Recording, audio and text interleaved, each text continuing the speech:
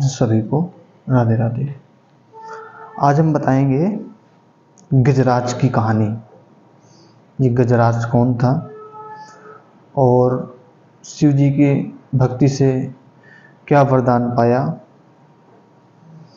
तो शिव जी के लिए सभी को राधे राधे। आज हम बताएंगे गजराज की कहानी। जो एक गजराज था, शिव जी का बहुत बड़ा भक्त था और हम लोग एक लोटा जल भी चढ़ाते हैं ना, तो शिव जी से लाखों का खर्रा पकड़ा देते हैं, बिल पकड़ा देते हैं। पर जो गजराज था, उसके मन में कोई इच्छा नहीं थी कि मुझे कुछ शिव जी से प्राप्त करना है। शिव जी को ऐसे ही ध्यान में लगा रहता था, पूजा करता था, अभिषेक करता था, जल चढ़ाता था, बेलपत्र। गजराज था एक हाथी। तो गजराज शिव जी को ध्यान लगाता था। तो माता पार्वती ने बोला कि ये तुम्हारा कौन सा भगत है, ये बहुत ज़्यादा तपस्या करते हैं, आप इससे मिलने क्यों नहीं जाते हो। कहना ऐसा है ना, इससे मिलने जाऊंगा ना तो ये कुछ मिलने के बाद ना फिर पूजा नहीं करेगा। तो इसलिए भगवान भी कई बार ना रुकते हैं कि ये सच्चा भगत है कि ऐसा ही है। तो माता पार्वती ने कहा कि अच्छा, आप फिर भी आपको जाना चाहिए। माता पार्वती जी ने समझाया उनको कि एक बार जाओ, एक बार अपने भगत से मिलो। जैसे ही शिव जी गए उनके पास, तो शिव जी का एक नियम है, जब कभी भी मिलते हैं ना तो ये बोलते हैं, बोल बच्चा तुझे क्या चाहिए। तो गजराज जी के पास गए शिव जी, तो उन्होंने बोला कि तुझे क्या वरदान चाहिए। उसने कहा मुझे तो कुछ नहीं चाहिए, मैं तो ऐसे ही अच्छा लगता है, मुझे शिव जी का आराधना करना अच्छा लगता है, मैं पूजा करूँगा और मुझे कुछ नहीं चाहिए। तो शिव जी ने कहा कि फिर भी कुछ बोल तो सही, कुछ तो ले ले, ऐसा ऑफर मिलता नहीं। पर आप लोगों के सामने एक बार सोच के देखो, भगवान प्रकट हो जाए ना तो जाने कितना तुम खर्रा बना दोगे। पर नहीं, गजराज एक सच्चा भगत था दैत्य। गजराज एक दैत्य था। उसने फिर मांग लिया भगवान से कि मेरे को ना, मैं जब भगवान शिव जी का ध्यान करूं तो मेरे कोई डिस्टर्ब ना करे, तो मेरे शरीर से आग निकले, आग। उसकी वजह से क्या होगा, जो चींटी आती थी उनके सोने डिस्टर्ब करती थी, और जो पक्षी आते थे डिस्टर्ब, वो डिस्टर्ब नहीं करेंगे। आग से देख करके, आग को देख करके जानवर भग जाते हैं। इसलिए उसने ऐसा बोला कि मेरी आग से ना, मेरे शरीर से आग निकले। तो शिव जी ने कहा तथास्तु। इसके बाद चले गए। जब हमारा काम बन जाता है ना तो हम भगवान को ध्यान लगाना बंद कर देते हैं। पर गजराज के ऐसी कहानी नहीं थी। गजराज ने और ध्यान लगाना शुरू कर दिया कि उसको क्योंकि डिस्टर्बिंग होना खत्म हो गई, तो इसलिए उसने और गजराज ने ध्यान लगाना शुरू कर दिया। 24 घंटा 48 घंटा बैठा रहता था, फिर खाना पीना आदि। तो दोबारा शिव जी फिर प्रसन्न हुए, फिर दोबारा आए कि इतनी तूने तपस्या की, फिर मैं तेरे सामने आता। जो शिव जी को एक लोटा जल चढ़ाता है ना, जो बेलपत्र चढ़ाता, तो शिव जी खुद भगे भगे आते कि ले ले बच्चा, कुछ तो ले ले मेरे से। पर हम लोग एक शिवलिंग में जाके जल चढ़ाने के बीच डरते हैं। डरते क्या है, जाना नहीं चाहते हैं। पर गजराज की कहानी थी। शिव जी आए, उनको फिर वरदान दिया कि लो, कुछ तो मांग ले मेरे से। कि नहीं, मुझे कुछ चाहिए ही नहीं, मुझे कुछ ज़रूरत ही नहीं।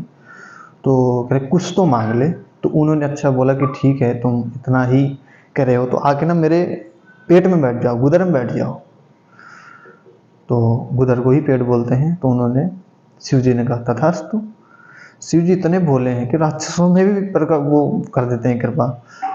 तो शिव जी के ऊपर उन्होंने कहा कि मैं वरदान में यही मांगता हूँ कि मेरे पेट में आ जाओ।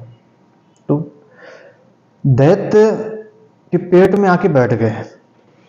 माता पार्वती जो थी वो परेशान कि 10 दिन हो गए, 15 दिन हो गए, ये शिव जी कहाँ पर हैं। इसके बाद माता विष्णु जी से बोलते हैं कि पता करो ये हमारे कहाँ गए। तो फिर ब्रह्मा जी को बोलते हैं कि तुम्हारे पास सबका लेखा जोखा होता है।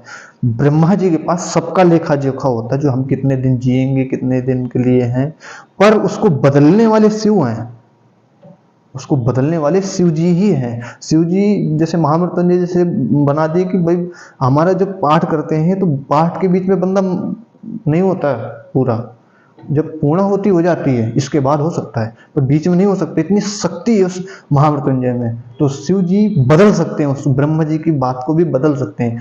तो ब्रह्मा जी ने कहा कि ऐसा है ना, शिव जी के बारे में मेरे को नहीं पता वो कब कहाँ के लिए निकल जाए।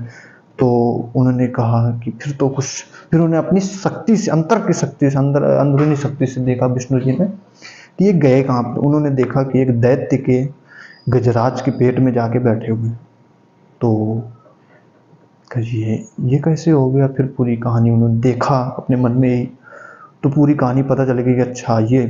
तो तब नंदी को बोला गया तुम डांस सीखोगे, नृत्य सीखोगे। तो नृत्य पहले भी होते थे, तो नृत्य बोला गया सिखाने, कौन सिखाएंगे, माता सरस्वती मैया सिखाएंगी।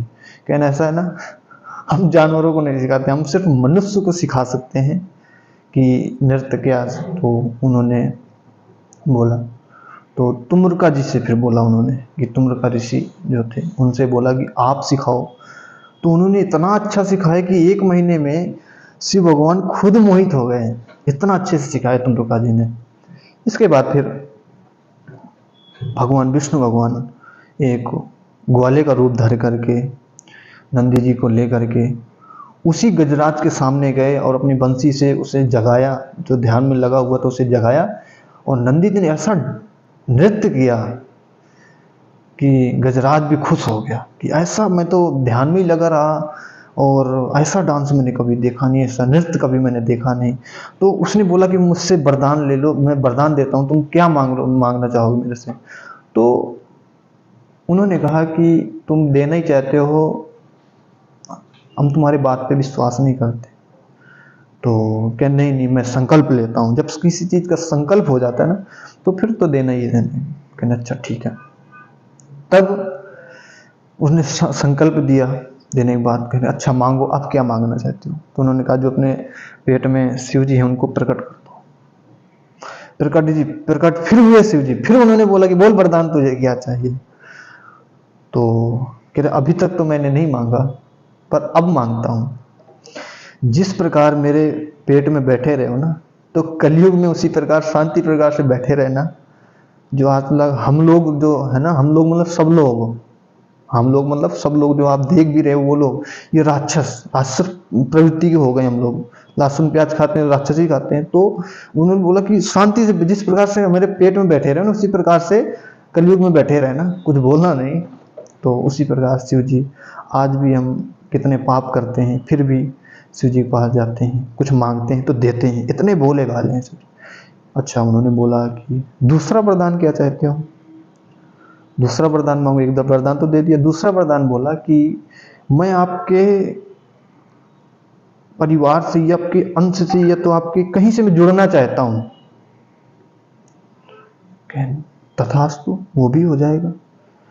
तो इतना बोलने के बाद माता विष्णु, ब्रह्मा जी, जो जितने लोग थे सभी लोग वापस गए अपने अपने धाम को। जब गणेश जी का जन्म हुआ था, आई ना वही बात, गणेश जी वाली बात, जब गणेश जी का जन्म हुआ था, जो सिर अलग कर दिया था, चाहते तो शिव जी थे उसी सिर को जोड़ सकते थे, पर उस जब गला काटा था उस टाइम उसी मुख से इतने पाप हो गए थे कि वो मुख नहीं जोड़ा जाता।